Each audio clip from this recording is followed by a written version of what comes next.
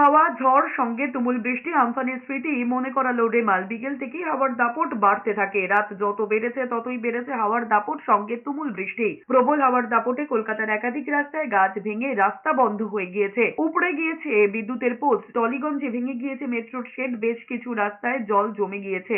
রাতেই পুরসভা বিপর্যয় মোকাবিলা বাহিনীর তরফে গাছ কাটার কাজ শুরু হয়ে যায়। কলকাতা পুরসভা, কলকাতা পুলিশ, সিএসসি, রাজ্য বিদ্যুৎ পর্ষদ সব দপ্তরে এই কন্ট্রোল রুম খোলা ছিল 24 ঘন্টা। মেয়র ফিরহাদ হাকিম রাতভর পুরসভার কন্ট্রোল রুমে তদারকি করেছেন। রাস্তায় জল নামতে পাম্পিং স্টেশনগুলিও চালু ছিল রাতভর। দুর্ঘটনা এড়াতে বিপজ্জনক বাড়িগুলির লোকজনকে ফ্লাড সেন্টারগুলিতে সরিয়ে নিয়ে যাওয়া হয়েছিল আগেই।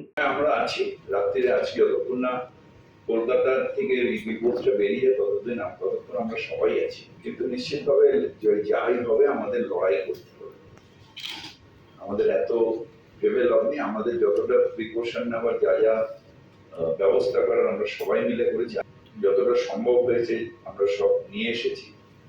বড়তে বড়তে আমাদের লেবার ডিপ্লয়মেন্ট, পাম্প ডিপ্লয়মেন্ট সব রয়েছে এবং আমরা কলকাতার মানুষের যাতে অসুবিধা না হয় সেই ব্যাপারে আমরা প্রতিজ্ঞাবদ্ধ।